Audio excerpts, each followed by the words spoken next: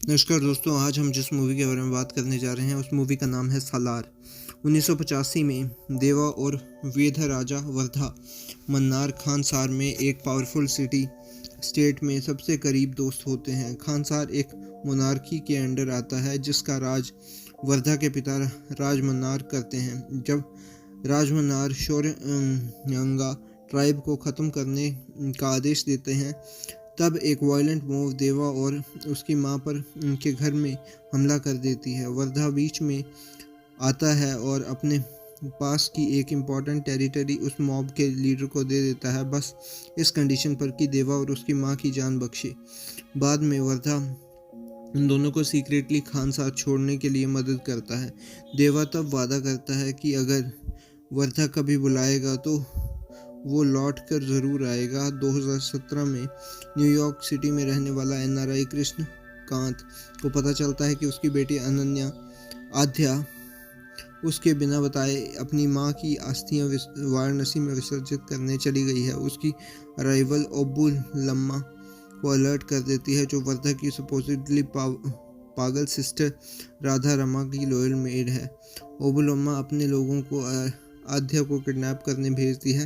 कृष्णकांत अपने पुराने दोस्त बिलाल से मदद मांगता है। बिलाल आध्या को लेकर असम के तिनसुकिया में अपने दोस्त देवा के आउट हाउस में छुपा देता है, जहां वो एक स्कूल में काम करती आई टीचर का नाटक करती है।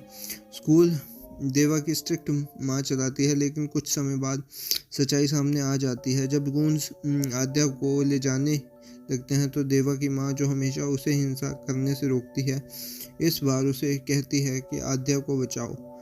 देवा लड़ता है और सबको हरा देता है। डिसअपॉइंट होकर देवा की माँ उसे वहाँ से ले जाने का फैसला करती है, लेकिन जब वो आध्या और विलाल को कॉन्वॉय में डाल कर ले जाते देखते हैं तो फिर से देवा को उन्हें बचाने के लिए कहती है। देवा कॉन्वॉय को रोकता है, जिसके ऊपर खानसार का एम्बलम लिखा होता है, और इससे वर्धा और अबुलम्मा और राधा रमा अलर्ट हो जाते हैं। राधा रमा बताती है कि सब उसकी प्लानिंग थी, क्योंकि खानसार के एम्बलम के अगेंस्ट जाना मौत से बराबर है। वो कहती है कि या तो वर्धा बचेगा या देवा।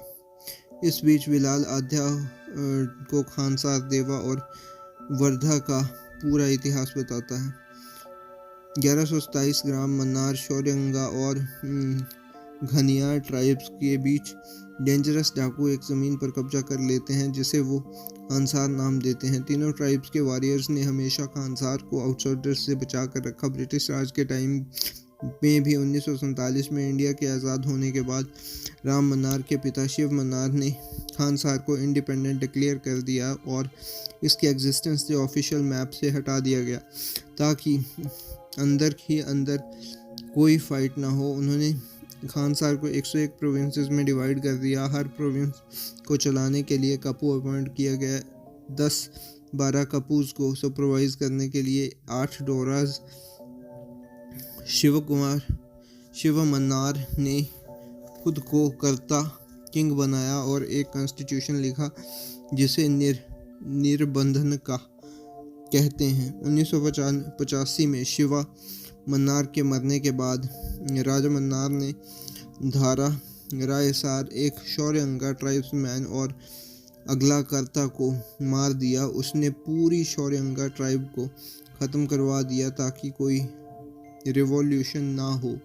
उसने अपने मन्नार और घनियार के लोगों को डोरा और कपू बनाया और खानसार पर अपना कब्जा कर लिया। 2010 में राधा रमा के पति भैरव राजा मन्नार से कहते हैं कि वर्धा और उसके भाई बाची को वापस बुला लें, जिन्हें उसने 1985 में इंसिडेंट के बाद निकाल दिया था।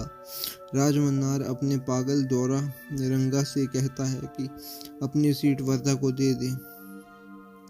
राधा रमा को टेम्परेरी रीजेंट बनाया जाता है जब राजा मन्नार कहीं बाहर चला जाता है, ताकि थ्रोन के लिए इंटरनल लड़ाई ना हो।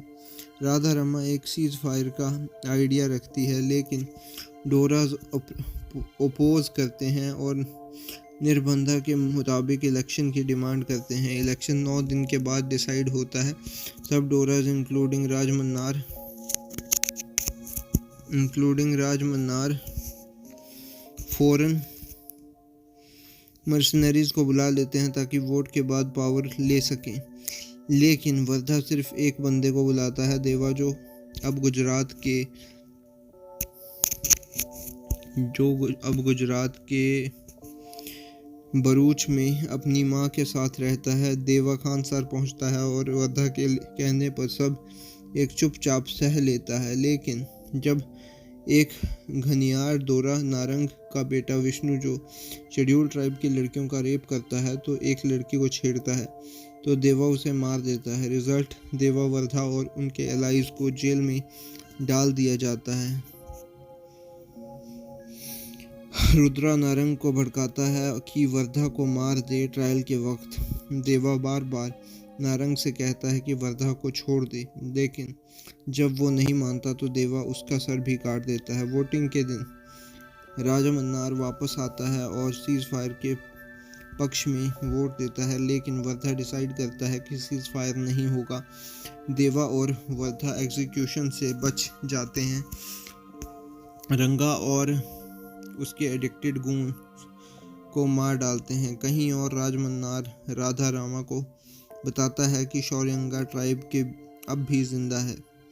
भैरवा खुद एक शौर्यंगा है और जो खुद खानसार के खिलाफ साजिश कर रहा है। वो भैरवंगा का राइट हैंड थीरू को पकड़ते हैं, जो बताता है कि देवा ही धारा रायसर का बेटा है, असली कर्ता का बेटा। वर्धा ने 1985 में जो डायरेक्टरी दी थी वो इसलिए दी थी कि देवा और उसकी माँ जिंदा बच सकें। इस बीच घनियार के वाली गुरुंग और चीका मन्नार्स के खिलाफ हो जाते हैं और रुद्रा अपने मामा ओम के साथ मिल जाता है। जब वर्धा के अलाइज को पता चलता है कि देवा और एक शौर्यंगा है, वर्धा उसे प्राउडली अनाउंस करता है कि ये मेरा सलार है। तो दोस्तों, ये मूवी काफ़ी अच्छी थी, मतलब एक्सट्रीमली फाइट से रिलेटेड है, देख सकते हो। ये था मेरा रिव्यू। मैं मिलता हूँ आपको किसी और मूवी के रिव्यू के साथ, तब तक के लिए बाय।